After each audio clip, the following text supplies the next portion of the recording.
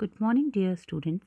Today I am here with the second part of the chapter Kings, Farmers and Town, Class 12th History. We'll start the second part with a changing countryside. First of all, we talk about popular perceptions of king. Anthologies such as the Jatakas and the Panchatantras give us glimpses of subject-king relation.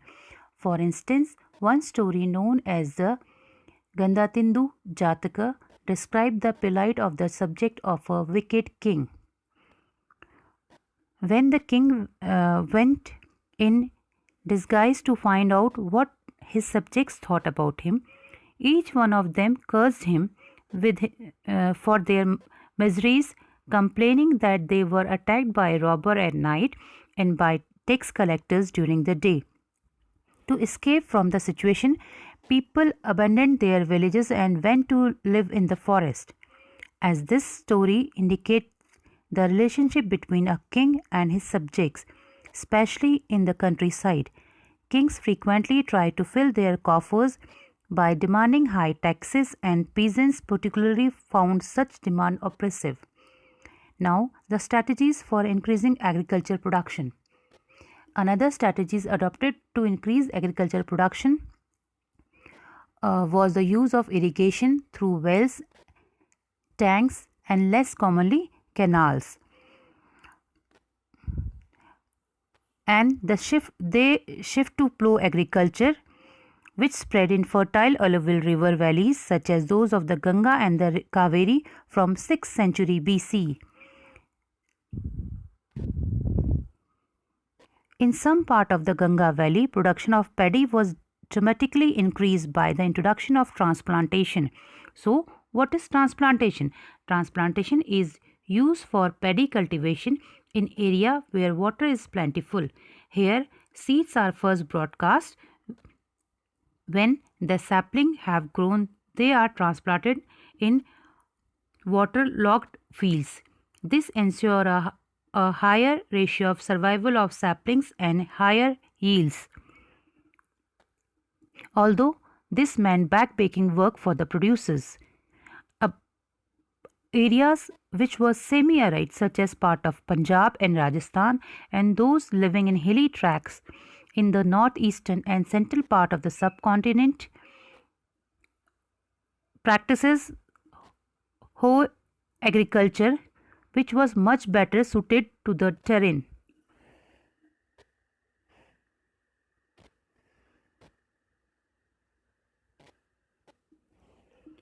Now, differences in rural society.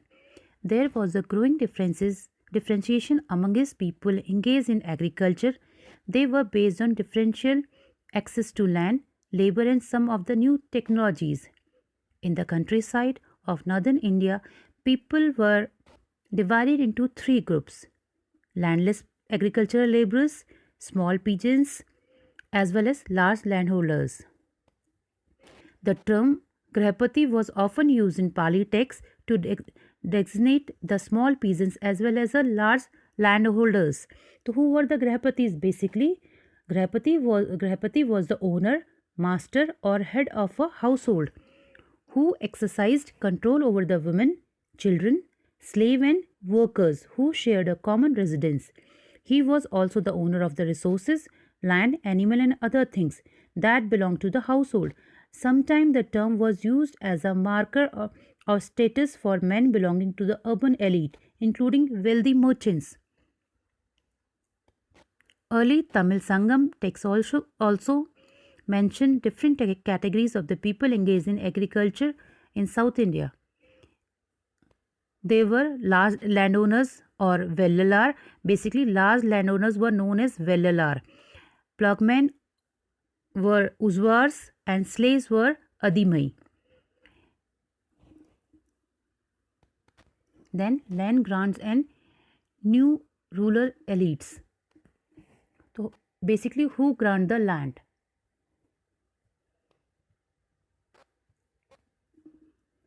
The large grants were made to religious institutions, Brahmins, Samantas, and landless peasants. Remember that the ladies or women, they were not allowed to grant the land, but in some exceptional case like uh, Prabhavati Gupta was the daughter of Chandragupta II, one of the most important ruler in early Indian history. According to Sanskrit legal texts, wom- uh, women were not supposed to have independent access to resources such as land, but this was an exceptional case. So she had access to land, which she then granted because she was a queen. There was regional variations in the size of land donation donated, ranging from a small plot to a vast stretch of uncultivated land to doni. Some historians feel that land grant was part of a strategy adopted by ruling lineage to extend agriculture to new area. Basically, they grant the land uh, of a land which is actually uncultivated. So they provided this land to the peasants to cultivate the land, and sometime others suggest that when king was losing control over their samantas, they try to win allies by donating land to people. Now, towns and cities in early historical period. Major towns were located along route of communication. Some, such as Patliputra, were on riverine route. Some were near the coast, from where sea routes begin, like Puar. Many cities like Mathura were bustling center of commercial, cultural, and political activities. A wide range of artifacts have been recovered from the excavation in these areas. These include fine pottery bowls and dishes with a glossy finish known as northern black polish ware, probably used by rich people, and ornaments, tools, weapon, vessels, figurine made of wide range of material: gold, silver, copper, bronze, ivory, glass, shell, and terracotta.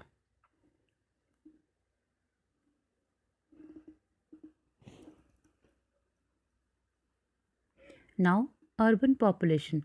So, who were the people?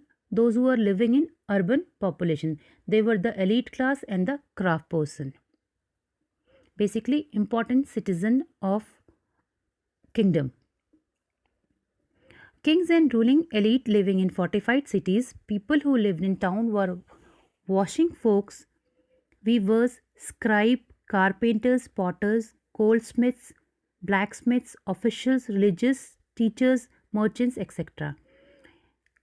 Inscriptions mentioned about guilds or shrine, basically organization or association of craft producers and merchants. These guilds probably procure raw material, regulated production, and marketed the finished product.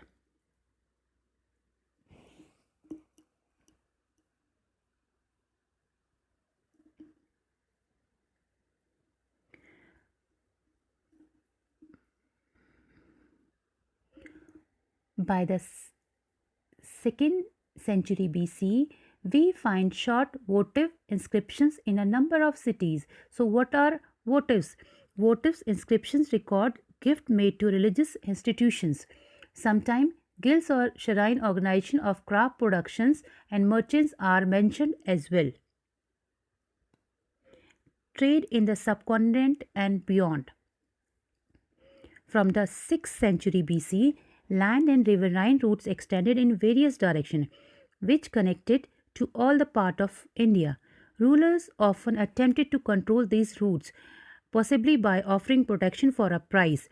Those who used these routes, including paddlers who probably traveled on foot and merchants who traveled with caravan of bullock cart. Basically, why these rulers wanted to control these routes? Because they get taxes and tributes from these routes. Whenever a ruler, those who control these routes, so they get taxes and tributes. So this is the duty of these rulers, to protect these traders from robbers or any other person from in their territory. Sea routes connected across the Arabian Sea to Central Asia, North Africa, and West Asia, and beyond. Sea routes also connected Southeast Asia and China through the Bay of Bengal. Also, there were seafarers whose venture was risky but highly profitable. Successful merchants of South India, designed, designated as Masattawan in Tamil and Sethis and Satvahas in Prakrit, could become enormously rich, sometimes more richer than kings. A wide range of goods were carried from one place to another: salt, grains, clothes, metal, ore, finished products, stone, timber, medical plants, spices, especially peppers, etc.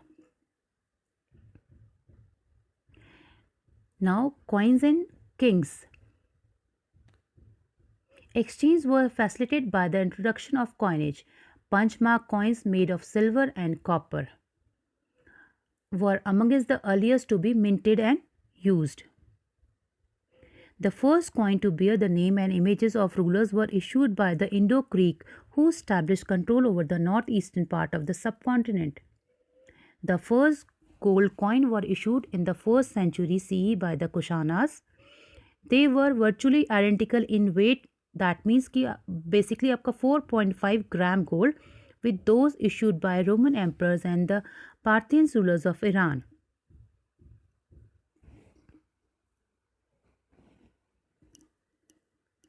Coins were also issued by tribal republics of Punjab and Haryana called the Yaduis. Archaeologists have unearthed several thousand copper coins issued by the Yaduis. Some of the most spectacular gold coins were issued by the Gupta rulers. The earliest coins issued by Gupta were remarkable for their purity. These coins facilitate long distance transactions from which king also benefits.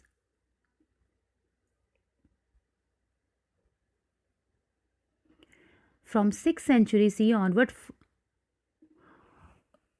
find of gold coin taper off. What does that mean? Does it mean of any economic crisis? So historians were divided into two groups.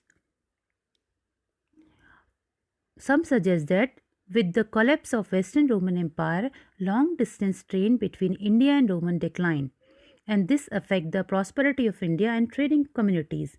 Others argue that new towns and networks of trade started emerging around this time within India. Some scholars point out that though find of coin of very few, but coin continue to be mentioned in inscription and texts. But some historians suggest that the people might have recycled the old coins or kept hoarded. Hoarded, that means kept, they have hided in these coins in a secret places. Then how are inscription deciphered? First of all, we talk about Brahmi. Most scripts used to write modern Indian language are derived from Brahmi, the script used in most Ashokan inscriptions. It was also only after decade of painstaking investigation by several epigraphists that James Prinsep was able to decipher Ashokan Brahmi in 1838. Kharoshthi is the script used in inscriptions in the northwest, the coin of Indo-Greek kings who ruled over the area.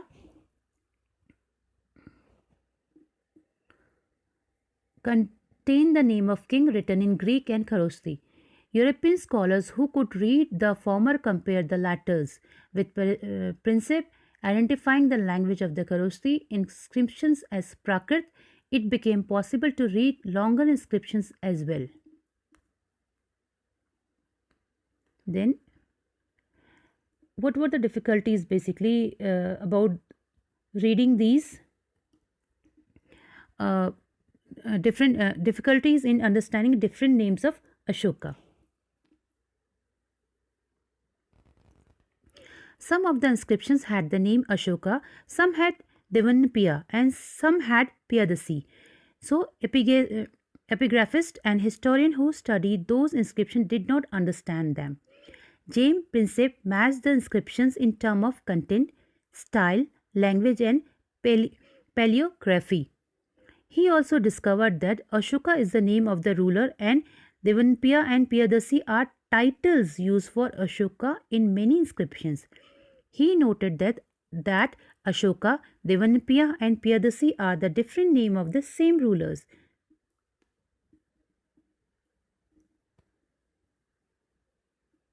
The limitations of inscription evidences.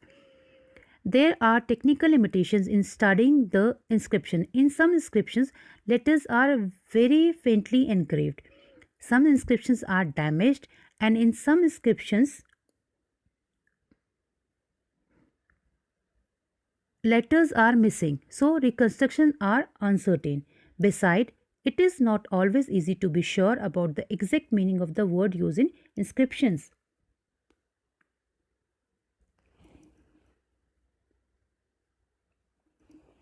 Several thousand inscriptions were made, but only some hundred have been discovered, in which all are not deciphered or published and translated. There is another more fundamental problem. Politically and economically, significant matters are recorded in inscriptions, but routine agricultural practices and the joy and the sorrow of daily existence are not found in inscription. Basically, what happened? We don't know about the common people, only we know about the rulers or the elite class, but we don't know about